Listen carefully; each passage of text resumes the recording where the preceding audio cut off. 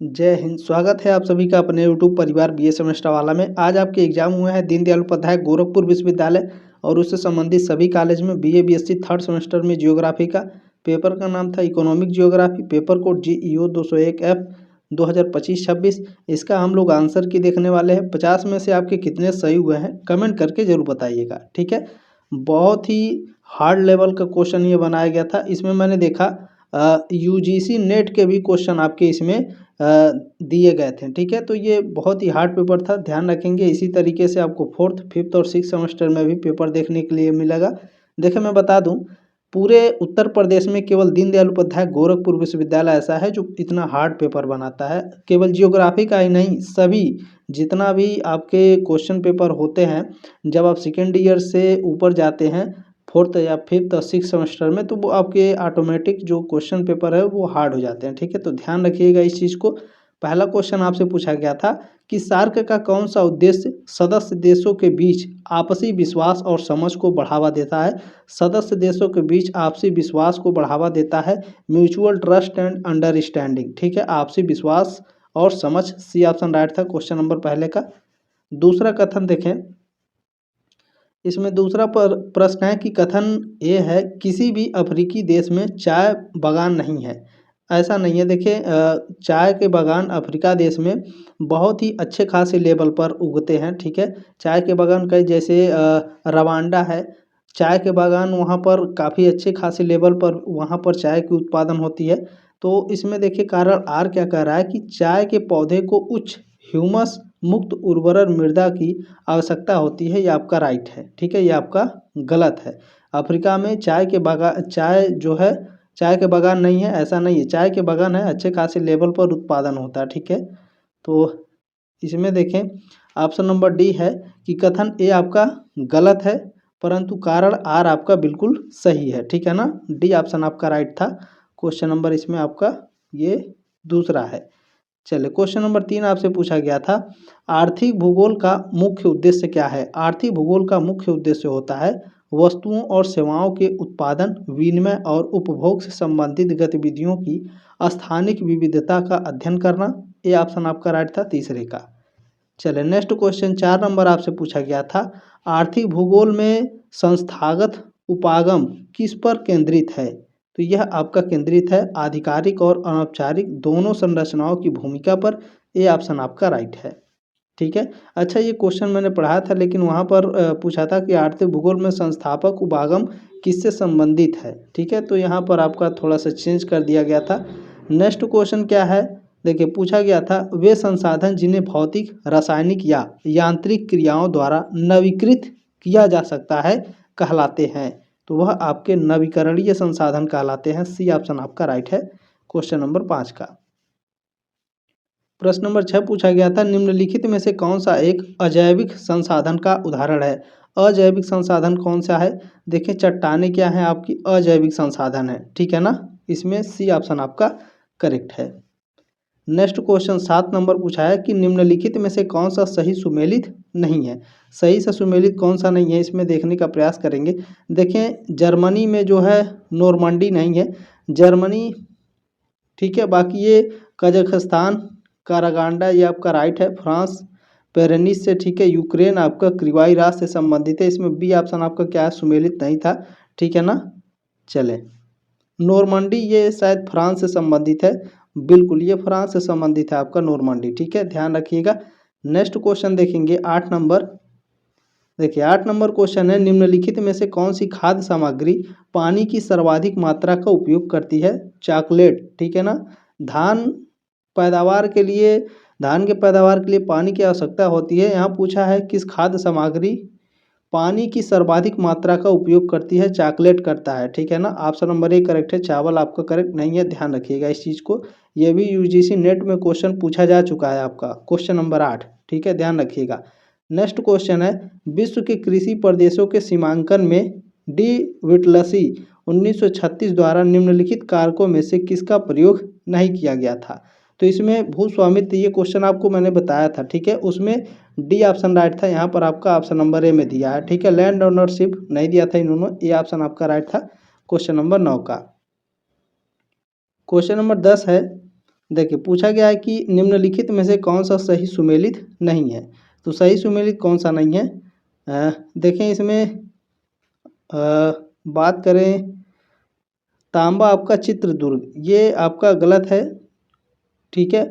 Manganese आपका भीलवाड़ा, ये भी आपका गलत है, क्योंकि जो मैग्नीज है ये भीलवाड़ा नहीं है, ठीक है। ये मध्य प्रदेश के बालाघाट मेरे हिसाब से मैग्नीज सर्वाधिक प्रसिद्ध है। और इसमें तांबा जो है ये राजस्थान में, राजस्थान जो राज्य है ये इम्पोर्टेंट है तांबे के लिए। मैग्नीज आपका मध्य प्रदेश है, ठीक है। तो ध्यान रखिएगा, इसमें ए और बी आपकी क्या है, सुमेलित नहीं है। बाकी लौह बेल्लारी से संबंधित है, बाक्साइड आपका कटनी, ये दोनों आपके करेक्ट हैं। ए और बी आपके राइट इसमें नहीं थे, ठीक है ना। चले ऑप्शन नंबर इसमें देखा जाए तो ए और बी आपके क्या है इसमें, ठीक है। चले इसमें ए और बी आपके दिए हुए हैं, केवल ए और बी क्या है आपके सही सुमेलित नहीं है, बाकी सारे आपके सुमेलित हैं। ध्यान रखिएगा इस चीज़ को, ठीक है। एक सेकंड रुक जाएंगे। चले आगे बढ़े, नेक्स्ट क्वेश्चन देखिए हम लोग। चले 11 नंबर क्वेश्चन है कि निम्नलिखित में से कौन सा कथन WTO के बारे में सत्य है, ठीक है। वर्ल्ड ट्रेड ऑर्गेनाइजेशन के बारे में कौन सा सत्य है, तो इसमें बी ऑप्शन करेक्ट था आपका। इसका उद्देश्य राष्ट्रों के बीच अंतर्राष्ट्रीय व्यापार के नियमों को बनाना और लागू करना है, बी ऑप्शन आपका राइट है। इन्होंने लगाया है यह केवल वस्तुओं के व्यापार को नियंत्रित करता है, यह गलत है, केवल वस्तुओं के व्यापार को नियंत्रित नहीं करता है, ठीक है। चले नेक्स्ट क्वेश्चन पूछा था कि यूरोपीय संघ का उद्देश्य निम्नलिखित में से कौन सा है। यूरोपीय यूनियन का, ठीक है, उद्देश्य क्या है, यूरोपीय यूनियन का उद्देश्य क्या है बताने का प्रयास करेंगे। तो ये सभी इसमें डी ऑप्शन करेक्ट था आपका, ठीक है ना, मिला लेंगे आप लोग। चले नेक्स्ट क्वेश्चन पूछा था, देखिए हेमेटाइट लौह अयस्क की विशेषता है। हेमेटाइट लौह अयस्क की विशेषता है, यह लोहे का महत्वपूर्ण स्रोत है, ठीक है। हेमेटाइट, मैग्नेटाइट के बाद हेमेटाइट लोहे का महत्वपूर्ण स्रोत होता है, जिसमें लोहे का 70% होता है, लोहे का जो अंश होता है वो 70% होता है, ठीक है। बी ऑप्शन राइट है। देखिए मैग्नेटाइट होता तब आपका ऑप्शन नंबर ए राइट होता, ठीक है ना। ध्यान रखिएगा हेमेटाइट है तो ऑप्शन नंबर बी आपका करेक्ट है। चलिए नेक्स्ट क्वेश्चन पूछा है कि निम्नलिखित में से कौन सा देश अपने कुल निर्यात से प्राप्त धन का लगभग 2/3 चावल के व्यापार से प्राप्त करता है। ये भी यूजीसी नेट का क्वेश्चन है। और इसमें देखें म्यांमार आपके यूजीसी नेट वाले जो क्वेश्चन पेपर में पूछा था, म्यांमार आपके ऑप्शन में दिया था, म्यांमार है नहीं। और ये रियलिटी है कि जो अपने देश का जीडीपी है, म्यांमार के जीडीपी है, उसमें 2/3 वो चावल के व्यापार से प्राप्त करता है जीडीपी का। तो इसमें ऑप्शन में है नहीं, तो क्या करेंगे, थाईलैंड हम ऑप्शन बी लगाएंगे, क्योंकि देखिए थाईलैंड जो है चावल का सबसे बड़ा निर्यातक देश माना जाता है, ठीक है। तो मेरे हिसाब से ऑप्शन नंबर बी आपका बिल्कुल 100% करेक्ट है। म्यांमार नहीं है, तो अगर म्यांमार रहता तो म्यांमार आपका राइट आंसर होता, ठीक है। चलें नेक्स्ट क्वेश्चन है, उत्तर वैश्वीकरण के समय में अंतर्राष्ट्रीय व्यापार के विषय में निम्नलिखित में से कौन से कथन सत्य हैं। तो इसमें से कौन से कथन सत्य हैं देखने का प्रयास करेंगे। देखिए पहला कथन है कि 1950 की तुलना में अंतर्राष्ट्रीय व्यापार का हिस्सा 2 गुना हो गया है, ये भी आपका पहला आपका बिल्कुल करेक्ट है। दूसरा क्या है, अब व्यापार में संरक्षणवादी प्रवृत्ति को अत्यधिक हतोत्साहित किया गया है, ये आपका गलत है। नेक्स्ट है, विकासशील देशों के हिस्से में पर्याप्त वृद्धि हुई है, ये भी आपका राइट है। निर्मित वस्तुओं का हिस्सा तेजी से बढ़ा है, ठीक है, ये भी आपका राइट है, ठीक है ना। तो पहला, तीसरा और चौथा आपका करेक्ट है, देख लेंगे। इनका भी बिल्कुल करेक्ट है, पहला, तीसरा और चौथा बिल्कुल राइट है आपका, ठीक है ना। चलिए बी ऑप्शन आपका राइट है। नेक्स्ट क्वेश्चन पूछा गया था 16 नंबर, निम्नलिखित प्रदेशों पर विचार कीजिए। मध्य एशिया में उज्बेकिस्तान, और यहाँ पर लिखा है किसमें व्यापारिक खेती की जाती है। व्यापारिक खेती आप समझ रहे हैं, ऐसी खेती जिसको हम बेच करके पैसा कमाते हैं उसको व्यापारिक खेती बोलते हैं, ठीक है। तो मध्य एशिया में उज्बेकिस्तान, ये कपास के लिए इम्पोर्टेंट है, तो ये आपका सही हो जाएगा। यूक्रेन से पश्चिमी साइबेरिया तक फैला प्रदेश, देखें ये आधा यूक्रेन में है और साइबेरिया आपका रसिया में पड़ता है। तो दोनों बहुत ही अच्छे हैं। काली मिट्टी के ये जगह है और अच्छा खासा यहाँ पर आपका गेहूं का उत्पादन बहुत ही अच्छे लेवल पर होता है, जिससे यूक्रेन अपने अगल बगल के देशों को भी गेहूं निर्यात करता है। तो ये भी आपका राइट है। इसमें तीसरे में दिया देखिए इलिनायस, ओहियो और इंडियाना के राज्य, ये भी आपके करेक्ट है। ठीक है, तो इसमें डी ऑप्शन आपका राइट था। ठीक है, केवल पहला, दूसरा और तीसरा तीनों आपके राइट हैं। डी ऑप्शन आपका राइट हो जाएगा। चलिए नेक्स्ट क्वेश्चन पूछा था कि वान थ्यूनेन के कृषि अवस्थिति सिद्धांत के संदर्भ में निम्नलिखित कथनों में से कौन से कथन सही नहीं है। इनमें से कौन से कथन सही नहीं है, तो उनके विचार बीवर की आर्थिक लगान की अवधारणा पर आधारित है, यह आपका सही नहीं है, गलत है। दूसरा क्या है, देखिए संकेंद्रीय भूमि उपयोग खंडों में नौसंचालकीय नदी या सिंचाई की सुविधा का प्रभाव नहीं होता है, यह भी आपका गलत है। वास्तविक जीवन में किसान सदैव आर्थिक और तर्कसंगत दृष्टिकोण निर्णय करते हैं, यह भी आपका गलत है। चौथा क्या है, ईंधन लकड़ी, ये भी यूजीसी का नेट का क्वेश्चन है, मैंने देखा है। ठीक है ना, अभी जब मैं इसे सॉल्व कर रहा था तो मैं देख रहा था, तो ये भी यूजीसी नेट का ही पेपर है। इसमें आपका चौथा बिल्कुल करेक्ट है। ठीक है, इसमें क्या पूछा है कि कौन सा कथन सही नहीं है, तो इसमें देखिए पहला, दूसरा और तीसरा आपका सही नहीं है, चौथा आपका राइट है।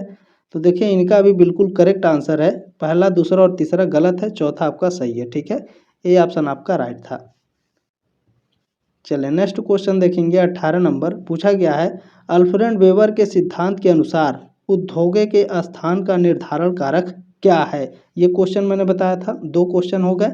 परिवहन लागत, बी ऑप्शन आपका राइट है क्वेश्चन नंबर 18 का।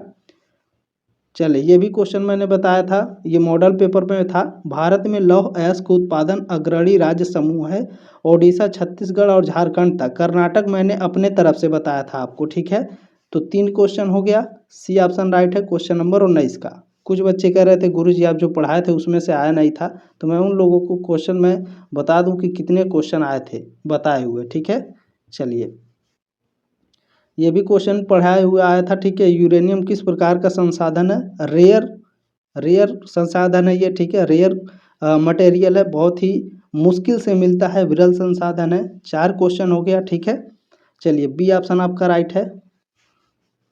नेक्स्ट क्वेश्चन है 21 नंबर, देखें ये क्वेश्चन मैंने नहीं बताया था। चावल की कृषि के लिए यानी चावल की खेती के लिए सेंटीमीटर वार्षिक वर्षा की आवश्यकता होती है, तो 100 सेंटीमीटर से अधिक वर्षा की आवश्यकता होती है चावल की खेती के लिए।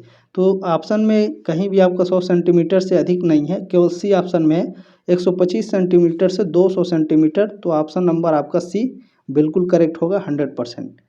चलिए नेक्स्ट क्वेश्चन 22 नंबर है, सार्क का एक लक्ष्य साझा हितों के मुद्दों पर क्या सुधार करना है। तो साझा हितों के मुद्दों पर रीजनल कोऑपरेशन को सुधारना है, क्षेत्रीय सहयोग को सुधारना है, जैसे गरीबी हो गया। ठीक है, और भी बहुत सारी चीज़ें हैं जो ज़मीनी स्तर पर सुधार की आवश्यकता है सार्क में। ठीक है ना, तो ए ऑप्शन आपका राइट है क्वेश्चन नंबर 22 का। आर्थिक सहयोग इन्होंने लगाया है, देखिए आर्थिक सहयोग तो ठीक है उसके लिए अलग है, लेकिन यहाँ पर आपका क्षेत्रीय सहयोग सार्क का मोस्ट इम्पोर्टेंट उनका ठीक है मुद्दा उनका मोस्ट इम्पोर्टेंट है क्षेत्रीय सहयोग का। नेक्स्ट क्वेश्चन पूछा था कि एक फसल प्रणाली जिसके अंतर्गत फसलों को रोपण किए गए पेड़ों की कतारों के बीच के स्थान में उगाया जाता है कहलाती है। तो एले क्रॉपिंग कहलाती है, एली क्रॉपिंग। ठीक है, सी ऑप्शन राइट है क्वेश्चन नंबर 23 का। एले क्रॉपिंग मैंने पढ़ाया था, लेकिन ये क्वेश्चन आपका दूसरे तरीके से मैंने पढ़ाया था, ये आपका नहीं था। ठीक है, चलिए कोई बात नहीं है। नेक्स्ट क्वेश्चन देखेंगे 23 नंबर आपसे पूछा गया था, 24 नंबर क्वेश्चन है कि भूमि की उर्वरा शक्ति को बनाए रखने के लिए क्रमिक रूप से विभिन्न फसलों को उगाया जाना कहलाता है, क्रॉप रोटेशन कहलाता है, फसल चक्र कहलाता है। डी ऑप्शन राइट है क्वेश्चन नंबर 24 का। 5 क्वेश्चन हो गए बताए हुए आए। ठीक है, चलें नेक्स्ट क्वेश्चन 25 नंबर आपसे पूछा गया था कि सूची 1 को सूची 2 से सुमेलित कीजिए तथा सूचियों के नीचे दिए गए कूट से सही उत्तर चुनिए। ठीक है, तो इंग्लिश वाले में देखेंगे तो जल्दी आपको समझ में आएगा। इम्यूनिटेबल कौन है बताने का प्रयास करेंगे आप सभी लोग। इम्यूनिटेबल कौन है, मेंटेनेबल क्या है, ठीक है, तो ये सभी आपको बताना अनिवार्य है। चलें देखिए, इम्यूनिटेबल कौन है इसमें, इम्यूनिटेबल आपका वाटर है, ठीक है। मेंटेनेबल कौन है, वाइल्ड लाइफ, ठीक है, वाइल्ड लाइफ यानी वन्य जीव आपका मेंटेनेबल है, परिरक्षणीय है, ठीक है। रिन्यूएबल कौन सा है, रिन्यूएबल कौन सा है, कोल क्या है, कोयला का क्या है आपका रिन्यूएबल है, ठीक है ना। आपका नॉन रिन्यूएबल ये कौन है आपका सॉइल, यहाँ पर ठीक से दिख नहीं रहा है ये, ठीक है। मिट्टी की उर्वरता आपका क्या है, नॉन रिन्यूएबल, ठीक है ना, पुनः अप्रभोजनीय है, यानी इसे चेंज किया जा सकता है मिट्टी की उर्वरता को, ठीक है। तो इसमें आपका ऑप्शन नंबर सी करेक्ट था, ठीक है ना, ध्यान रखिएगा। बहुत ही हार्ड लेवल के क्वेश्चन थे, यूजीसी नेट के सारे उठा उठा के दिए थे आप लोगों को। देखिए, वेबर के मॉडल में उद्योग कच्चे माल के स्रोत के पास स्थित होने की संभावना कब अधिक होती है, जब तैयार उत्पादन का वजन कच्चे माल के वजन से कम होता है, ठीक है। बी ऑप्शन राइट है क्वेश्चन नंबर 26 का। चलिए नेक्स्ट क्वेश्चन 27 नंबर। देखिए पूछा है कि वर्तमान समय में यूएसए का सबसे अग्रणी इस्पात उत्पादक प्रदेश है। देखिए वर्तमान समय में अगर देखा जाए तो पिट्सबर्ग है, ठीक है, ऑप्शन नंबर ए करेक्ट है क्वेश्चन नंबर 27 का, ठीक है, बिल्कुल। चलिए नेक्स्ट क्वेश्चन पूछा गया है डोनबास, डोनबास इस्पात उत्पादक प्रदेश कहाँ स्थित है, यूक्रेन में है, ठीक है, बी ऑप्शन राइट है क्वेश्चन नंबर 28 का। नेक्स्ट क्वेश्चन आपसे पूछा गया था रूर घाटी का विशालतम इस्पात केंद्र स्थित है, ये रसिया में सॉरी जर्मनी में स्थित है रूर घाटी, ठीक है, और इसका इस्पात केंद्र जर्मनी का डुइसबर्ग है, ठीक है, डी ऑप्शन राइट है क्वेश्चन नंबर 29 का। एसन भी आता है लेकिन डुइसबर्ग के बाद आता है, ठीक है। चलिए नेक्स्ट क्वेश्चन 30 नंबर आपसे पूछा गया था रूस का मानचेस्टर है, रूस का जो मानचेस्टर है वो इवानोवा है, ठीक है ना, बी ऑप्शन आपका राइट है क्वेश्चन नंबर 30 का। ये भी क्वेश्चन शायद मैंने बताया था, याद नहीं है मुझे, लेकिन इसे हम नहीं लेंगे। नेक्स्ट क्वेश्चन देखेंगे, पूछा गया कि निम्न में से कौन सी औद्योगिक प्रदेशों की विशेषता नहीं है, औद्योगिक प्रदेश की विशेषता क्या नहीं है, लघु एवं कुटीर उद्योगों का विकास करना, डी ऑप्शन आपका राइट था क्वेश्चन नंबर 31 का। चलिए जल्दी जल्दी देखने का प्रयास करेंगे। नेक्स्ट क्वेश्चन पूछा था कि पिट्सबर्ग क्वीलैंड औद्योगिक क्षेत्र किस लिए प्रसिद्ध है, तो यह आपका लोहा इस्पात के लिए प्रसिद्ध है पिट्सबर्ग, ठीक है, ए ऑप्शन राइट है 32 का। नेक्स्ट क्वेश्चन, ये क्वेश्चन मैंने आपको बताया था, ठीक है, कितने क्वेश्चन हो गए, 6 क्वेश्चन हो गए आपके, ठीक है। मेसाबी किस खनिज पदार्थ से संबंधित है, लौह अयस्क से, ए ऑप्शन राइट है क्वेश्चन नंबर 33 का, ठीक है। ये भी क्वेश्चन मैंने बताया था, लेकिन इस क्वेश्चन में देखिए पूछा किस तरह से है कि WTO की स्थापना कब हुई थी, 1995 में हुई थी, ठीक है ना, WTO की स्थापना कब हुई थी, 1995 में, ऑप्शन में है नहीं, 1994 में मार्केस समझौता हुआ था, उसके बाद 1 जनवरी 1995 को WTO की स्थापना हुई थी, ठीक है, तो बी ऑप्शन आपका इसमें करेक्ट था। चले नेक्स्ट क्वेश्चन देखें, सौर ऊर्जा के विकास की सर्वाधिक संभावना है उष्णकटिबंधीय में, ठीक है ना, चले बी ऑप्शन राइट है क्वेश्चन नंबर 35 का। नेक्स्ट क्वेश्चन आपसे पूछा गया है डी विटलसिन, ये क्वेश्चन शायद मैंने मॉडल पेपर में आपको बताया था, ठीक है ना, ये वाला क्वेश्चन नंबर 35 का। चलिए नेक्स्ट क्वेश्चन 36 नंबर है कि डी विटलसी ने विश्व को कितने बृहद कृषि प्रदेशों में विभक्त किया है, 13, डी ऑप्शन आपका राइट हो गया। 7 क्वेश्चन एकदम सीधे सीधे हो गए, जो मुझे नहीं याद है उसे मैं छोड़ दे रहा हूँ, ठीक है। चले नेक्स्ट क्वेश्चन है 37 नंबर आपसे पूछा गया था कि चाय का उद्भव स्थल माना जाता है चाइना, बी ऑप्शन आपका राइट है। नेक्स्ट क्वेश्चन 38 नंबर पूछा था कि रानीगंज कोयला खदान दामोदर घाटी में है, बी ऑप्शन आपका राइट है। नेक्स्ट क्वेश्चन देखेंगे 39 नंबर, कोयला निर्माण का आरंभिक रूप पीट कोयला है, इसको मैंने मॉडल पेपर में बताया था। 8 क्वेश्चन हो गए, ठीक है। चले नेक्स्ट क्वेश्चन देखिए, लौह अयस्क की सबसे उत्तम श्रेणी मैग्नेटाइट है और कोयले में एंथ्रेसाइट है, मैंने आपसे कहा था, ठीक है, ये ऑप्शन राइट है। कितने हो गए, 9 क्वेश्चन हो गए।